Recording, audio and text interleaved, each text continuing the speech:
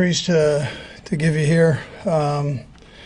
Look forward to the challenge of playing the Eagles. Heck of a football team. Very well run from ownership on down through. Nick's done a heck of a job there with the football team. Howie Roseman bringing the players in that they have, and they're very talented. And so well coached and very talented. Anyways, with that, time's yours. Andy, you faced this team back-to-back years, one of the Super Bowl and one of the regular season pros with the addition of Saquon Barkley. Just how much can you tell that has improved that team's offensive and the way they go? Yeah, sure. He's a great player, a potential future Hall of Famer. He was tremendous at New York, and he had a great year this year with the Eagles. So he's helped him. Especially the rush game, but he can catch the ball. They've got a quarterback that can throw the ball and two wide receivers out there that are tremendous, and a couple tight ends too. So they're fully loaded on the offensive side. But to answer your question, he's been a great addition for him. Andy, with your love of the history of the game, I don't recall whether did you watch Super Bowl IV when it happened as a kid? Yep. Do you remember? Nope. I remember. Yeah, I watched all of them. Yeah. Well, that goes back even before your pump passing kick episode, I guess. Yeah. That was. Yeah. Would you ever consent to being mic'd up during a game, like Hank Stram was? Yeah, I'm not big on that. Not big on that, but. Have you ever run 65 tower trap? We did last week. Yeah, we ran it last week. Yeah. The one that Pacheco caught, tried to score. We didn't quite score, though. Wasn't as good as the one they ran. You've done the Super Bowl in New Orleans before. What do you remember about that? What, 97 game? Yeah. That's a great city. And the hospitality was unreal back then, as I'm sure it will be now. They know how to put on a show. And but as coaches and players, you don't get into too much of that. So, but it's a great city. For the fans, I think it's great. Yeah. Your head coach at that time was a finalist for the Pro Football Hall of Fame. In what ways did he influence you as a head coach? Yeah, Mike Holmgren. I felt like when I worked for him, nobody did it better. I still feel that way after being a head coach for all these years. He's a tremendous teacher. Great teacher. So took a ton from him in all areas. How he dealt with players and also the football part. He's got a great mind. Coach, obviously you can't win without great players, but you've had great success in your 60s. Bill Belichick did. Is that kind of becoming the new sweet spot for coaches? And if so, why is it, you kind of settle in and are as good as you can be, it seems, at that age in the NFL? Yeah, I think they put something in the Geritol.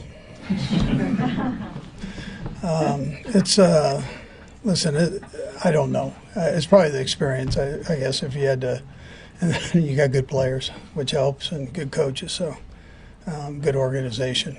We were fortunate to have all of those things, if there's something in common, with that. But is patience one of them? Do you find that, Yeah, I think you're probably more patient. You've seen a lot to get to that point.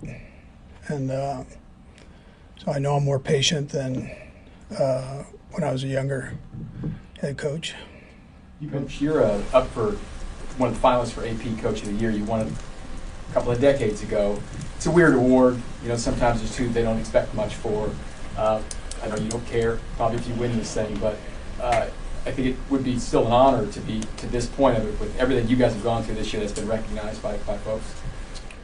Yeah, listen, I think it's great for everybody involved. Everybody's got a piece of that. So if that happens, it's great. But I look at those more as really a team honor because it's not a one-man show.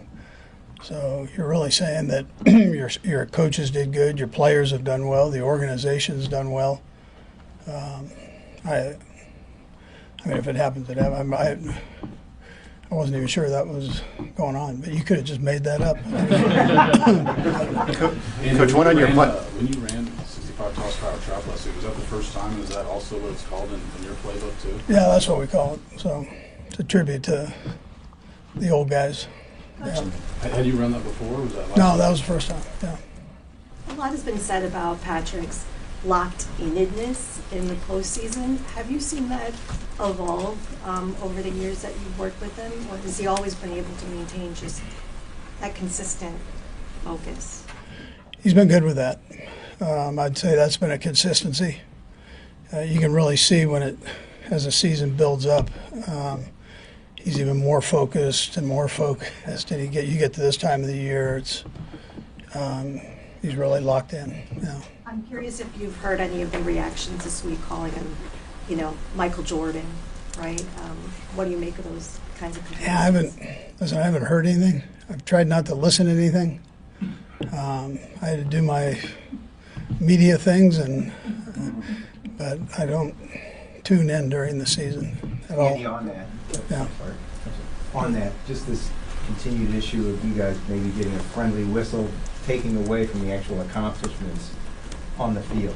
You've probably been asked that before, but just to react to that. The what? The The allegations of getting a friendly whistle. There's a change.org petition out there to look at officiating as regards to the Chiefs. I mean, I know you've heard about it. But. Yeah, whatever. I think they balance, everything balances out. I mean, you got a human element there with the officials. These guys are trying to do the best job they possibly can out there, and they take a lot of heat one way or the other, and coaches take a lot of heat one way or the other. So I don't pay much attention to it. Coach,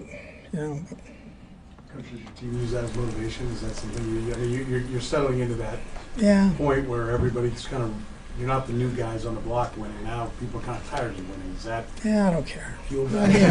I honestly, I don't get into that. I don't use that with the guys. I mean, I just want to make sure we get prepped. And as coaches, our responsibility is to give them everything we can give them to be even greater than they already are. And then make sure we're digging in on plays to help them with that, and then for them to focus in on learning it and keeping themselves physically fit and mentally fit to go play. I mean, there's enough to do just with that where you don't even have to pay attention to the other stuff.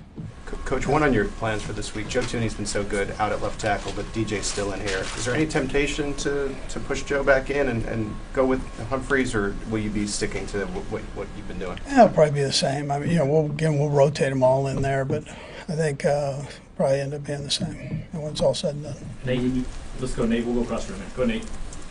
Two things, Andy. What is it about Spags' blitz package that that you find most compelling? Yeah, so he doesn't do it every down. Sometimes you have this stigma of being a blitz guy, and it's when he does it, and then how he knows the protections or the run scheme, for the run blitzes, how he understands the scheme and when to go ahead about using it. So I think that's what makes him so unique and why they're successful. You can blitz.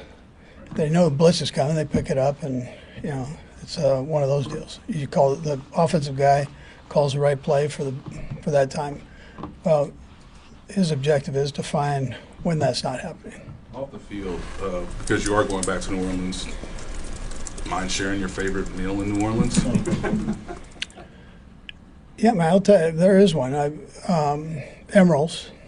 Not that I turned any of them down, but when I was with the Eagles, the chef there, the head chef, tremendous chef, he was a huge Eagles fan. So he invited me over, and he said, I'm going to start at the ocean and finish in the mountains. He put me in the kitchen, and he said, have at it. So he says, I'll stop when you're full. So 4 hours later, we were done. You worried he's going to poison your food this week, then? I probably won't go there. Dave? Andy, I was wondering if you could sort of reconcile the Brett Veach that used to run out and get you hamburgers as an intern in Philadelphia with the Brett Veach that goes out and gets you players now. And did you ever foresee this happening in his career way back then? Yeah, I thought, listen, you could see right from the get-go his energy and how smart he was, and and then his passion for the player side of it. So those guys that came in, I gave them the opportunity to either go personnel or go to the football side. And he was so passionate about the personnel side and just digging in with it and finding guys. You know, and you look at Deshaun Jackson and McCoy and Cox, all those guys, he's throwing those guys on my desk saying, you got to get these guys. So he just had an eye and a knack for it, and that hasn't changed. Yeah. We'll do last three, Rob, Sam, and Vi. Go ahead, Rob. Coach Reid, your advice to the rookies and the players experiencing the circus of opening night for the first time? Yeah, you know what's kind of neat about that is you get people from all over the world that show up. Now some of the questions are a little bizarre. So our Brad G talks to them just about you know, how you handle those. That's important. It might be a joke for them, but you know what you say is what you say. So you got to be careful how you present it and present yourself. So for the rookies, that's all new. The veteran guys kind of know that, but the rookies, it's kind of a wild event. Sam? Andy, I'm sure the players are hyper aware that there's so many people watching this game. You guys have played in big games before, but I'm sure nerves can still be a part of the equation. What's the key sort of early in a game of this magnitude? Yeah, I think first of all, it's preparation before you get there. You've got to, you got to make sure that you have everything going. You know your juices are going to be flowing, so you've got to make sure you get in there and prep, and so you're not thinking about things while your juices are going, as much as you're just going out and playing. But yeah, no, you get excited. Yeah, it's an exciting game, but you don't want to hide that either. So and then you just kind of settle down as you go through. Go ahead. Andy, I know you've got the nice relationship with Bill Belichick, and you just did the podcast with him. Did he, when you won number 300, did he specifically reach out to you and congratulate you for that? I believe he did. Yeah, yeah. He's I mean, he's a good friend, so he's great with all that stuff. He's he's the guy. This is all old hat for him. So I have a ton of respect for him as a coach. So, but he's also a friend. Yeah. So not like welcome to 300 or anything like that. No, he's never going to really reach the real 300. It's a lot of cheeseburgers that went into that 300. Okay, thanks, Coach. All right.